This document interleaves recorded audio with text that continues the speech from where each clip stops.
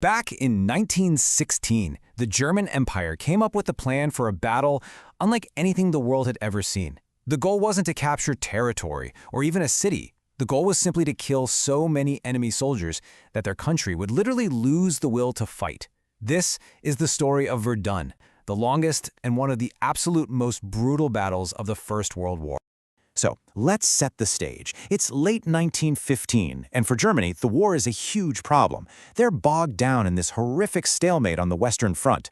The Allied powers, the Entente, they just have more men, more supplies, more everything. A big breakthrough? It seems totally impossible. But just sitting there and waiting? That's even worse, because their enemies are only going to get stronger. It's a strategic nightmare with no good answer.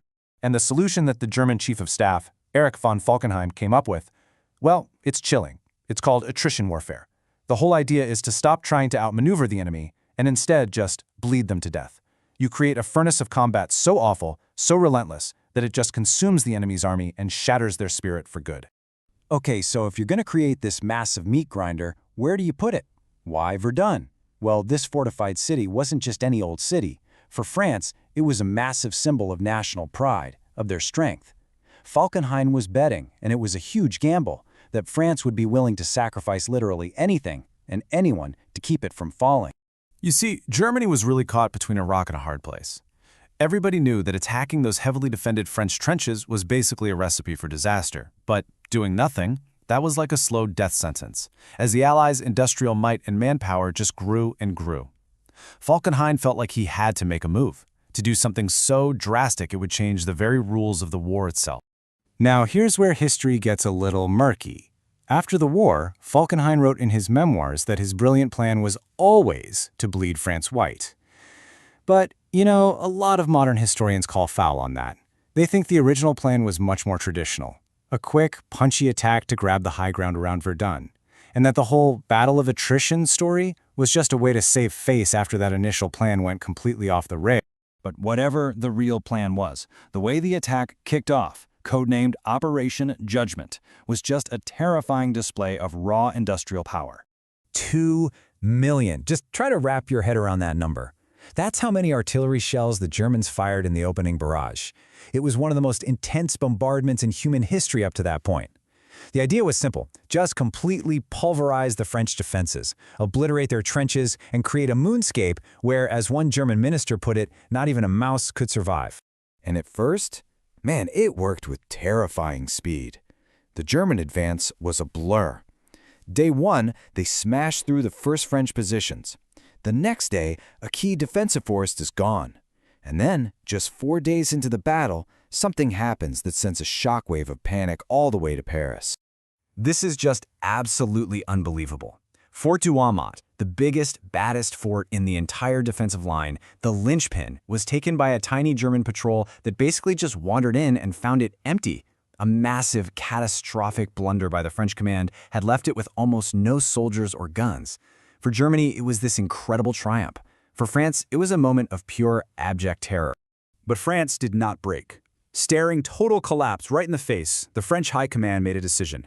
Verdun must hold, no matter the cost. And right there, the battle was about to transform into the exact meat grinder the Falkenhayn had wanted all along. Ils ne passeront pas. They shall not pass. That famous order from General Nivelle became the defiant rallying cry for the entire nation. A new general, Philippe Pétain, was rushed in to take charge of the defense, and he immediately started to organize a desperate but incredibly methodical stand. Pétain's strategy was honestly brilliant in its cold-blooded logic. First, he organized this non-stop river of trucks on a single road. They called it the Voie Sacrée, or the Sacred Way, to get men and supplies to the front. Second, he created something called the Noria system. It was this brutal but very effective rotation policy where he would pull units out of the firing line right before they were completely wiped out. It meant the horror of Verdun was shared across the entire French army, but it kept them from breaking.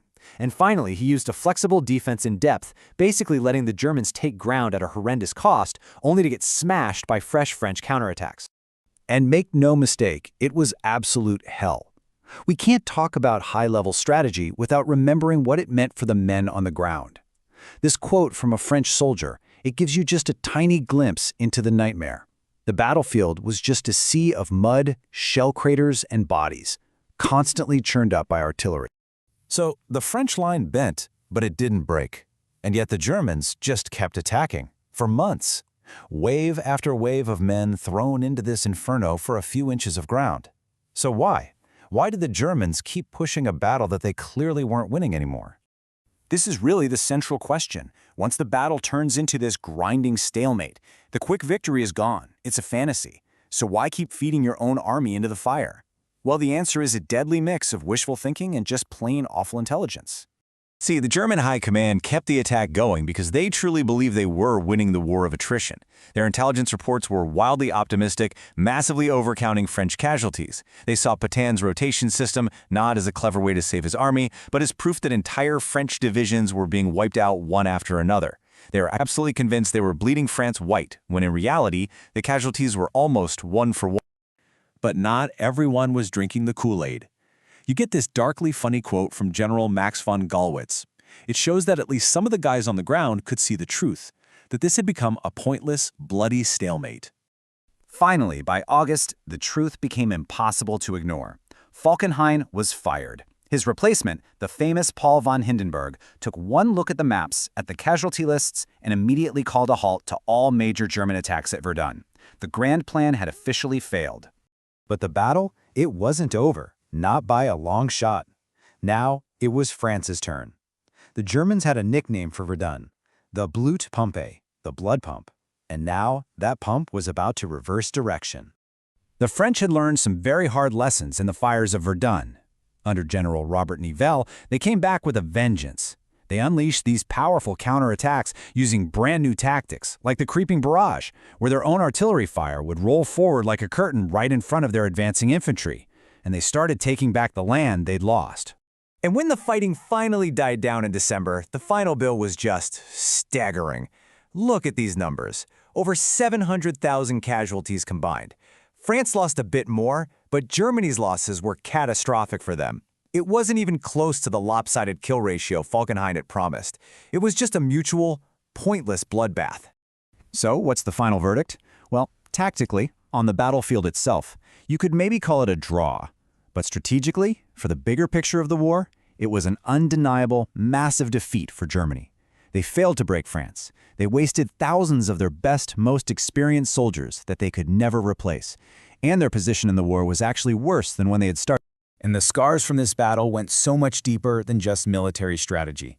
This quote from a French lieutenant is just haunting. It captures that deep, generational trauma that Verdun burned into the soul of Europe. It became the ultimate symbol for the senseless slaughter of the entire war. In the end, Verdun leaves us with this heavy question. This wasn't a battle of genius tactics or heroic charges. This was a battle of spreadsheets and industrial-scale killing. It's a terrifying monument to the human cost of a war, where victory is measured not by the ground you take, but simply by the number of bodies you can count.